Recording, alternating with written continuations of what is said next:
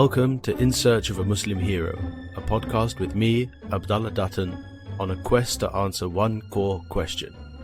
How do we as Muslims, in a time that's teaching us to just accept things the way they are, be really and truly heroic? I definitely started this journey with a much narrower view of what heroism is. And I think the clearest learning so far has been the realization of the myriad ways in which heroism can manifest itself.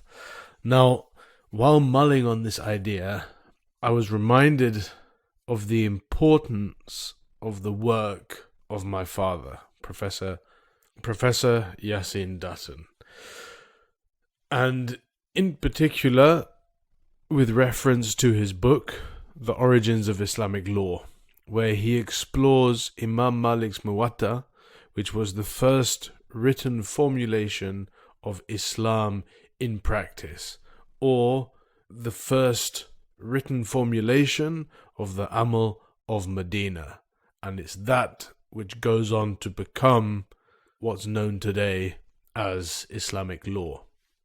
The Origins of Islamic Law highlights that the best exemplar of the Sunnah was the practice of the first generations of Medina, and it's in studying that example that we can find the solutions for our time.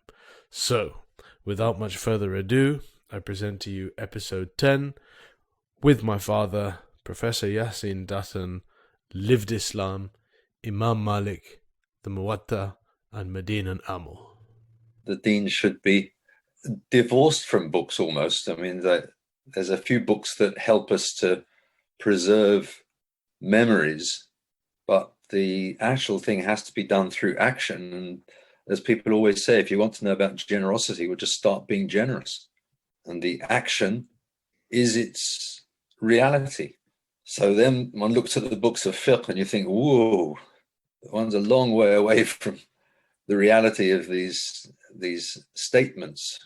And that's the problem. How do you get from the text to the amal? You said that one's a long way away from the fiqh. What's an example of that? Zakat is a perfect example. In fact, almost any of these issues, because they're not being, technically speaking, they're not being acted upon correctly. We don't have emirat.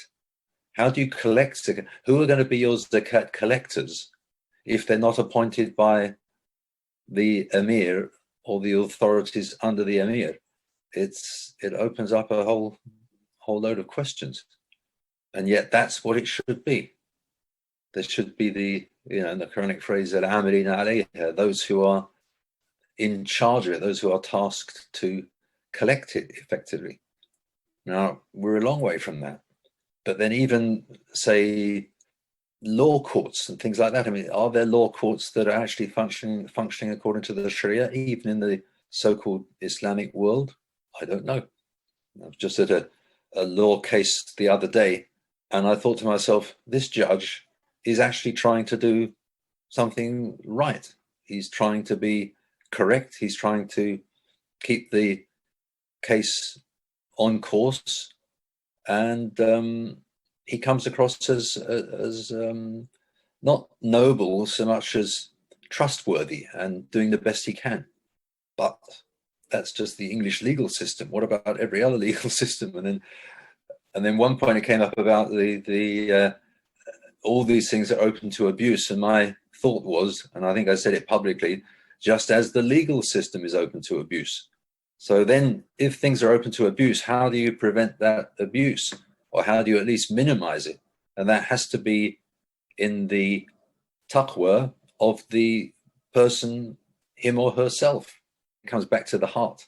So there has to be a pure heart that seeks purity, moving ahead on that path. And then hopefully something can be achieved.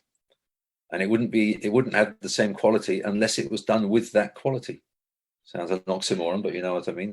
Your book, The Origins of Islamic Law. Why did you write that book? There's a simple answer to that. In those early days in Norwich, we were doing the prayer according to the Maliki Madhab as far as we could, and reciting the Quran according to Warsh. And those things were, for me, they were interesting. Why one madhab as opposed to another? Why one reading as opposed to another? What are the madhabs anyway that you can have a choice, possible choice between them? What are the readings of the Quran so that you could have a choice between them, etc.? And they were just things that I was interested in. So they've remained interests throughout the years, and I hope I've deepened my understanding of both those things in particular, madhab and qira'ah. But that was the start point. And then, of course, once you get into these things, it's a whole different experience. You begin to enjoy it. You begin to get curious. You begin to struggle with this and struggle with that, and the whole thing has a life of its own. So your PhD was on the origins of Islamic law. That's what it got called at the end of the business. Malik's use of the Quran in the Muwatta. That was the start point. So I was looking at one, specifically that element of where the Quran is used in the Muwatta, how it's used, and what parts of the Quran are used, etc. I mean, it ended up being three things. You have the element of the Quran, you have the element of the Muwatta itself, which is mainly recordings. I mean, when I say recordings, records of Hadith in a broad sense. Hadith defined very broadly, in other words, anything said by anybody from that period with any sort of authority. So you have Quran, Muwatta, and then Madinan Amal, Quran, Hadith, and Madinan Amal. So you have those three elements of the deen, which are put together, in a sense, you could say put together by Malik, or assumed to be put together by Malik. And if you leave out any one of them, you've left out a key part of it. So if you've left out the Amal, you've left out a key part. If you just have Quran and Hadith, then you're where we are nowadays mostly. Kitab and Sunnah is an understood phrase that's respected by everybody. That's not a problem. But if you then start changing that to Quran and Hadith, and if you redefine Sunnah as Hadith and Hadith only, you've changed it. That's, in a sense, that's what I've been interested in, and in a sense also struggling with, because the Western academics have a textual view on things. You can see sort of pro-textual bias, and it's almost as if the other aspect is not even considered. So the Deen of Islam is, for them, recorded in books, and you take out those books from the library and you study them and you produce PhDs and so on and so forth, and then more PhDs and then more PhDs and so on and so forth. And where's the actual living of it? Where's the generosity? Where's the act of helping someone in the street, or any of these day-to-day things that are part of the deen and should be part of one's own record that then builds up to the end of one's life, as we've seen with the Shaykh, rahimahullah, Allah give him a high place in the garden. It's helping every single day and every single person that he comes across. Now that's a view of the deen which you do not find normally. I suppose there are exceptions. You do not find in normal academia. If you're lucky, you'll find an individual researcher who has an element of that. And if you're even luckier as a student, you might find that you have a supervisor who has an element of that. And then you have something a little bit closer to what we're talking about. But that's what I mean by us being, in a sense, far removed from whatever it was that was taking place in Medina 1400 years ago. What I find interesting is the subject of Amal, and the subject of Amal in the context of the Maliki Madhab, and drawing on what was practiced in Medina after the Prophet ﷺ, among the first communities, or the first few generations, because they were the living exemplar of the Sunnah of the Prophet ﷺ. Well, that is it. You've hit the nail exactly on the head. It's highlighted when it gets associated with the idea of amirat and having some sort of political framework in which to act, because then everything takes on a different quality.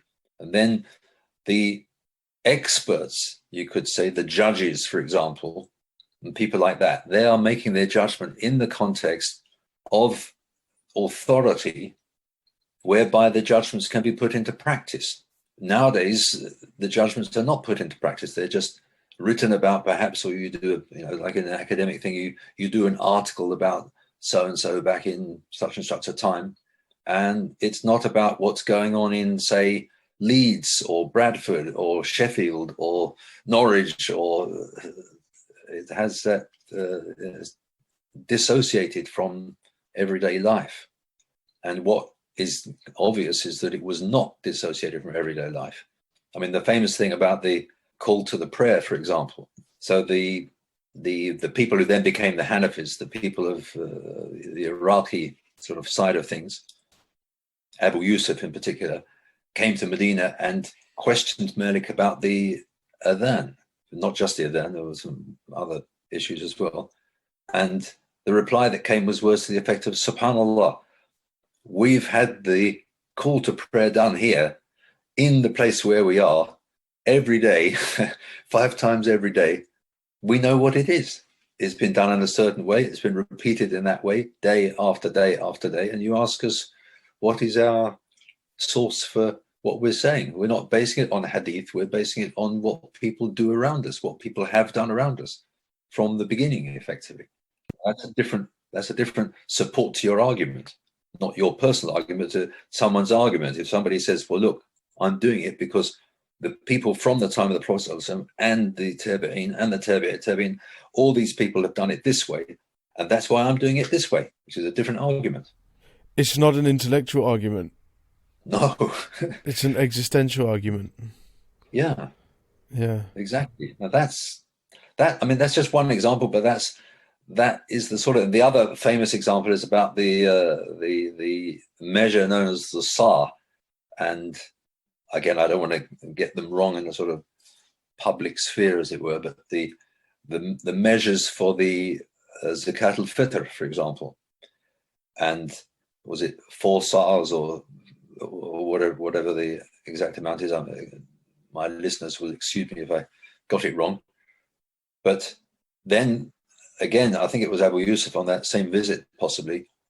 He said to Malik, well, what is the amount as far as you're concerned? What is that measure?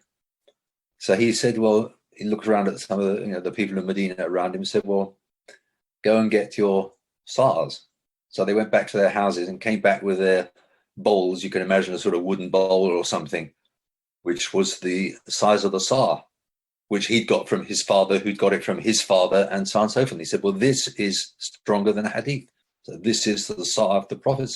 This is what we know as the sa'. This is what we've used for measuring these measures from that time. We don't even ask a question about it. We know this was what they used at the time. This was the amount that they used.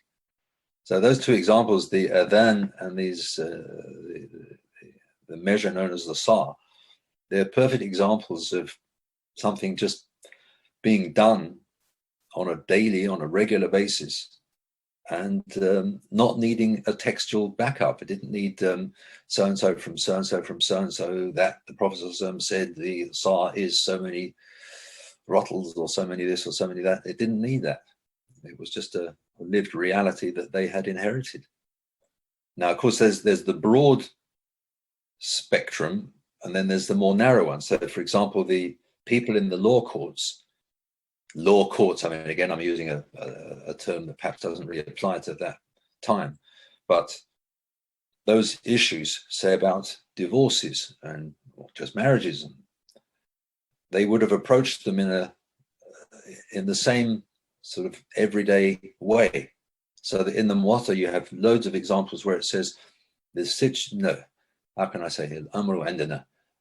I'll say situation here. The situation with us, meaning the situation here in Medina, is that X, Y, Z, etc. And whatever the judgment is that if somebody says this, it's considered a full-on divorce. If somebody does that, it's considered a full-on slander, for example, if we're talking about words. And So there was an understood arena, an understood, arena is not the right word, an understood almost like basket of judgments that they were familiar with, but also, of course, the possibility of new ones being introduced into the system. System may be the wrong word, but new judgments being introduced according to the needs of the time and any differences that might have been arising. Given that there's now 1,400 years since then, where does that leave us today? You were talking about the Muamalat. If you look at the Muwatta and you look at the chapters on business transactions, Muamalat, you will find that there are two themes that come up and come up and come up and come up. And there's two things to be avoided. So it doesn't tell you what you must do, it just tells you what you should avoid, what you must avoid. Number one is to avoid riba, usury. And number two is to avoid gharar, uncertainty in transactions. Uncertainty meaning, for example, I'll swap that pile of stuff over there for this pile of stuff I've got over there, and you don't know what's in that pile of stuff. So you're swapping an uncertainty for an uncertainty in the hope that you might get some benefit or something. It's a kind of a mini version of gambling, you could say. But uncertainty, not knowing what you're actually dealing with, as opposed to saying, I'm selling you this for that. And the other person saying, yes, that's fine. I will buy this for that. And they're happy with the transaction, but they know what they're doing. They know what they're getting. So it's riba and uncertainty. Now, riba is clear in the Quran. Uncertainty is clear in the Muwatta.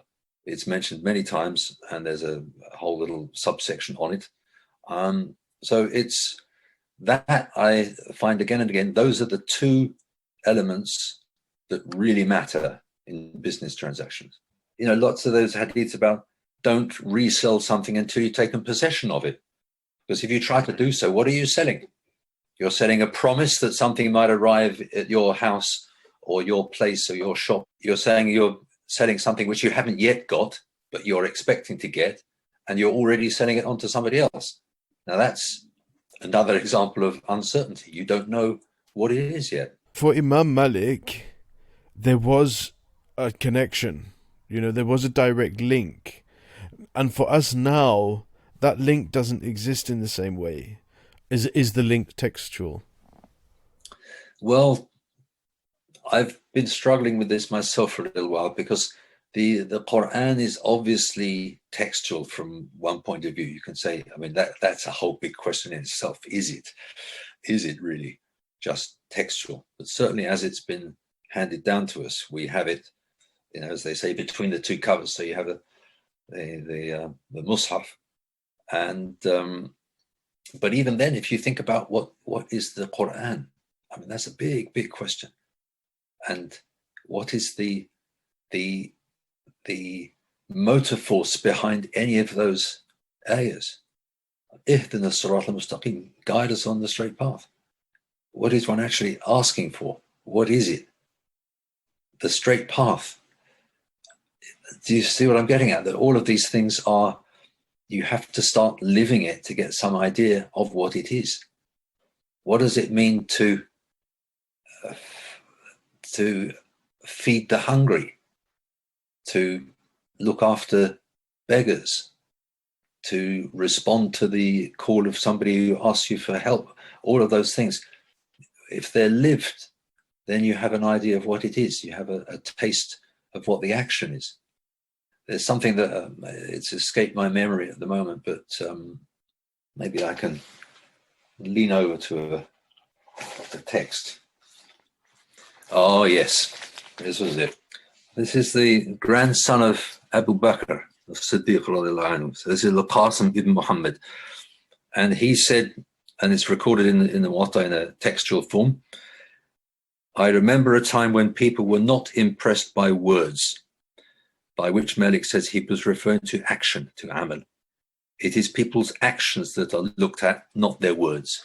It is people's actions that are looked at, not their words. So for anything that we do in terms of our record with Allah, it's the actions that matter, and the words may be a help, they may encourage ourselves and others, but the end result is the action.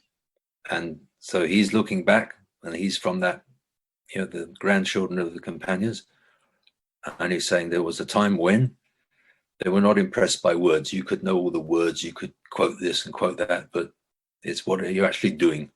How are you actually carrying out your business transactions? How are you treating your wife and family? How are you treating your neighbors and whatever it is that was concerning them at that particular day? And the actions are more important than words. Now, words had their place, because words you can, as in the Quranic phrase, it can be a good word, a word of advice, a word of encouragement, a word of love, a word of all sorts of things, praise where necessary.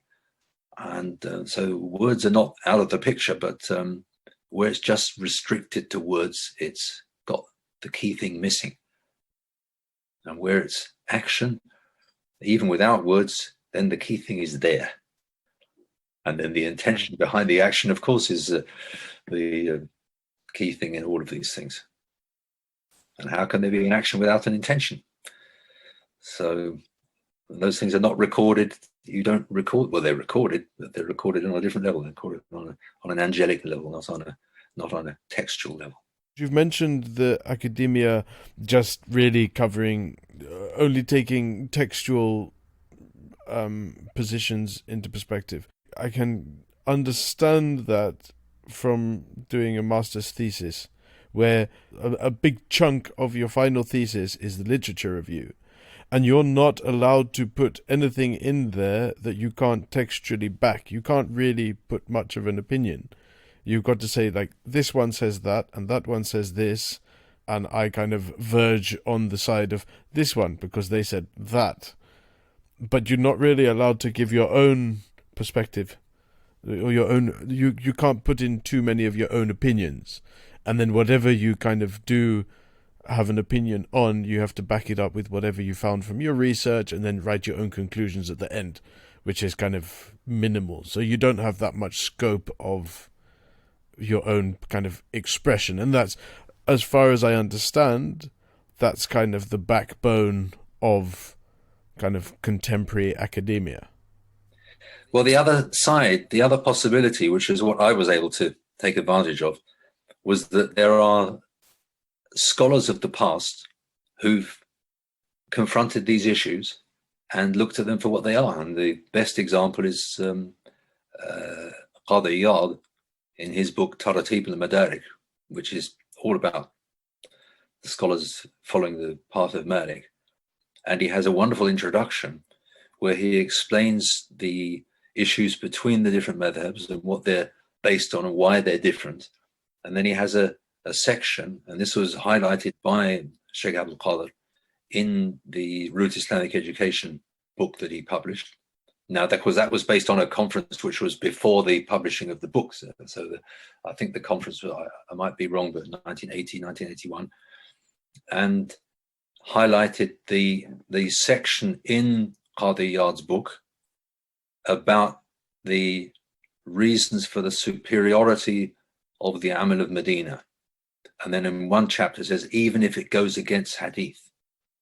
And there's a critical chapter which I have found important to emphasize, well, at least 3 occasions in a printed form, which sums up the intellectual or the background of that position, whereby you can effectively, I'm tempted to use a sort of flippant word of like chuck out a hadith and use something else instead, even though the hadith seems to be 100% correct, authentic, and workable, and so on and so forth. But in the Maliki Madhab, it's possible. I say Maliki Madhab, and even that is an expression from anachronism, or whatever the word might be, from later down the line.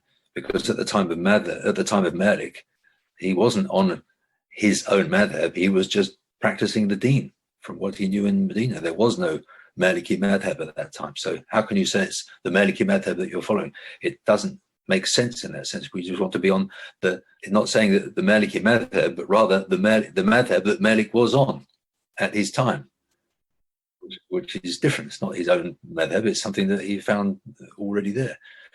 So Qadi Iyad highlighted the importance of the Madinan Amal to the extent that it, in cases, is stronger than a strong hadith. Yes, that is the strange but true position. And Qadi Iyad himself was a 12th century judge and scholar and man of knowledge of very significant importance. Yeah, in fact, they say if it wasn't for Iyad, Morocco wouldn't be known about. There's a phrase in Arabic. In other words, his status is so high across the Muslim world, and then that Morocco gets known as being the place where he lived and produced his work, etc., or the West, anyway, the Muslim West. So they say if it wasn't for Iyad. How do you say that in Arabic? لولا عيال لما عرف المغرب. Was not for Iyad, Morocco would not be known about. And yes, he had a chapter, I've got here, the superiority of Amal over Hadith. What has been related from the first community and the men of knowledge regarding the obligation to go back to the practice of the people of Medina, the Amal of the people of Medina, and it's being a conclusive proof in their opinion, even if it is contrary to Hadith. It being a conclusive proof in their opinion, even if it is contrary to Hadith. And these are the ones where you have the phrases like Ibn al-Qasim, one of the students, and Ibn Wahab, both big students of Malik, and they said, I saw that with Malik, Amal was stronger than Hadith. And there's lots of, so Malik said there were people among the men of knowledge of the successors, the Tabi'in, that's the generation after the companions, who would narrate certain hadiths and hear other hadiths from others and would say, we're not ignorant of this. In other words, they're shown, if you like, two contrary opinions on something. And they would say, these men of knowledge would say, we're not ignorant of this, but the amal that has come down to us is different. So we're going to what has been acted upon, what has been chosen as the ongoing amal, as opposed to just the text that has been recorded and or memorized or remembered. And it comes down to, in some cases, some very specific people. And there's these two brothers in Medina who are the grandsons of Amr ibn Hazm. I mean, well, they're from his family. I don't know about grandsons, but great-grandsons or grandsons. Or one was a Qadi, he became a judge. And the other was a good man of hadith. I say good man, I mean, he was obviously well respected and knew a lot of hadith, and there's plenty of hadiths recorded from him by Malik in the Muwatta itself, and only some from the brother. But the brother was a judge, and the other man, his name is Abdullah. So there's Muhammad, who was the judge, and there's Abdullah. And one time Muhammad gave a judgment based on something, and Abdullah said, but there's a hadith against this that says something else. And then, so Muhammad replied back, yes. And he says, but what is the position of the people regarding this hadith? In other words, what is actually acted upon? And that's one of the ones that Qadi Iyad mentions. So you have these two brothers. I always like the idea of two brothers, because the one brother, he's obviously a solid scholar. He knows his stuff. He's got lots of hadiths, and Malik relies on him. It's not, he is acceptable in that sense. And he just sees his brother, who's a judge, carrying out his daily business as a judge. In other words, trying to achieve justice in various situations, hearing both sides and trying to give a correct judgment about what is right and what is wrong, what can be done and what can't be done. And then the scholar, if you like, is a bit upset. He says, well, hang on a minute. Here you are giving a judgment, and I know this hadith and I know that hadith, and so on and so forth. And so his reply comes back, yes, but what's the agreed amal here in Medina? What is it that we actually do here? Now that confuses people. That gets the Muslims of the modern world very upset, and they don't like the idea that there could be a thing called amal which actually overrides a hadith. especially when this hadith has been related by scholars who've got ijazas and this and that and the other, have got chains of authority, and that's the problem that one gets nowadays. Why is it that people are getting? Why is it that Muslims don't respect the Amal of Medina anymore? What happened? Do you know? I don't know, but I suspect it comes around with the rise of Medhab. And when is that? The rise of Medhab would be middle to end of the second Muslim century. In Hijri terms, you have the first and second centuries. They're the key sort of what you might call the formative period. Now, Imam Malik was alive, or he died in the year 179. Again, I'm talking Hijri because it's a bit easier mentally. So towards the end of the second century. Imam Shafi died around the year 204. Now, that's just at the beginning of the third century. And I think Ahmad ibn Hanbal was the year 240 or something like that, later on in that century. Abu Hanifa, rahimahullah, he died, again, I might be wrong, but the year 150. So Abu Hanifa, you could say, is the earliest in terms of his death date. Then Malik, 179. Shafi'i, 204 or something like that. And Ahmad ibn Hanbal is a much later, sort of around 240 something. I don't know exactly. Now, that is the time where things were being solidified. So you've got that century. Now, the thing is that the Hanafis are actually very close methodologically to Malik as well, because they have there are issues where they say, but I do what my sheikh does. And like the various ways of doing wudu and how many times to wipe the arm, etc. And that is very close to the position of Amal. But it's not the same as the Amal of Medina, because it's not based on Medina in that direct sense, whereas Malik's position is.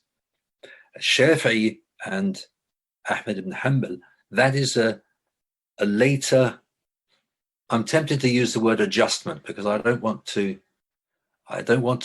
belittle in any way or form the high character of these people as individuals, because they are, I look at my own actions and I think, goodness me, it's clear that they're way above me.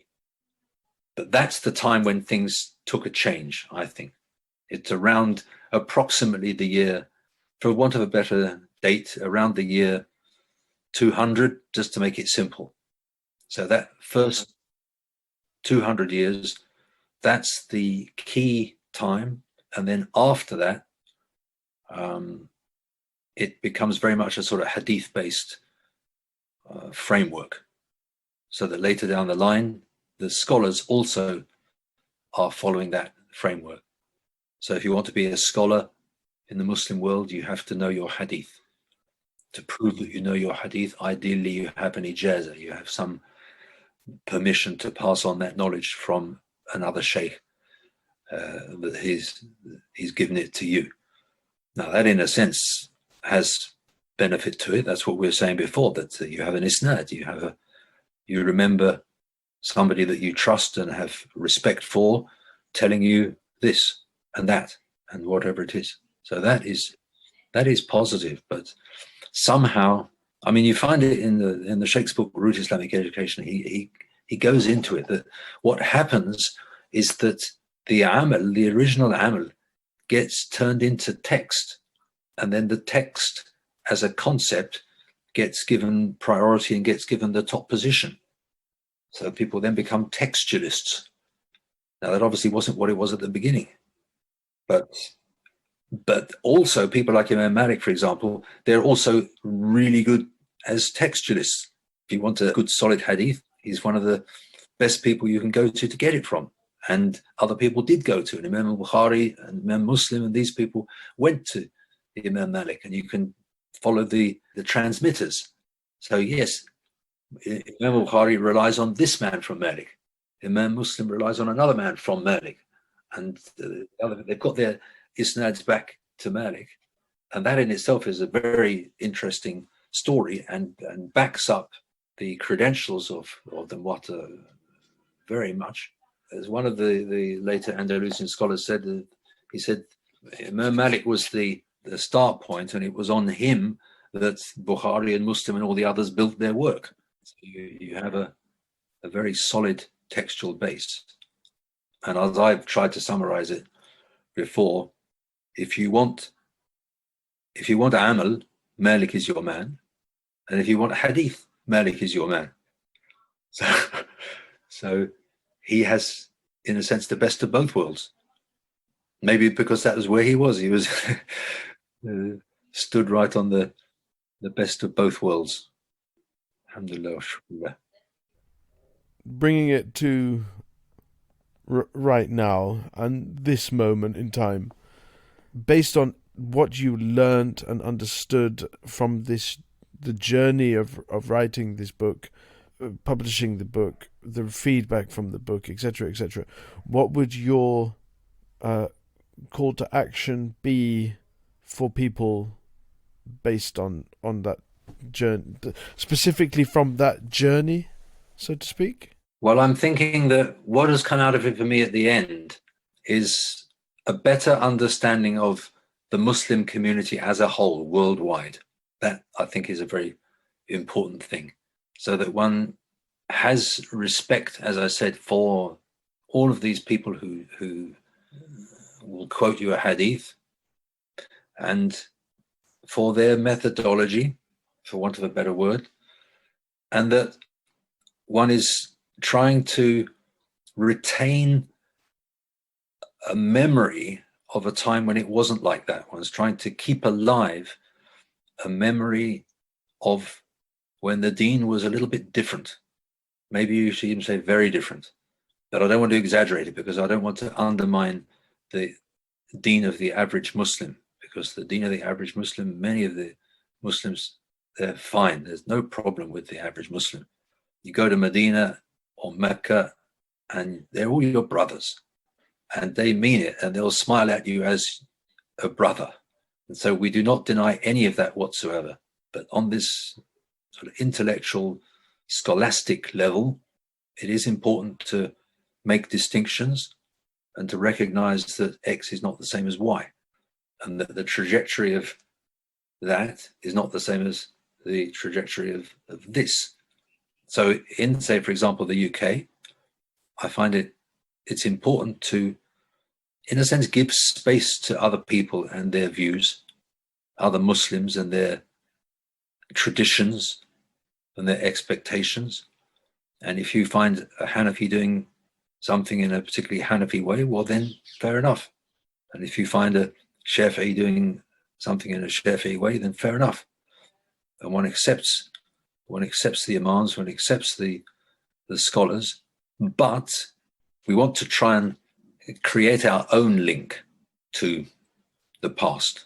And it has to be that we do that by acting as best we can in the future. And as you will know, one of the ways of doing this is zakat. And that's, of course, a whole other area of it's a whole other discussion. And it highlights all these issues that we're talking about: leadership, details, how much do you actually pay and when, and all that sort of thing. Now, it hasn't been completely lost. It feels like it's almost lost, but I believe it can be regained, reconstituted if necessary, and that we can have people who do understand the fiqh of zakat, and by extension, of course, to understand the fiqh of riba is really important, and to recognize it for what it is. That's a big, big problem across the Muslim world.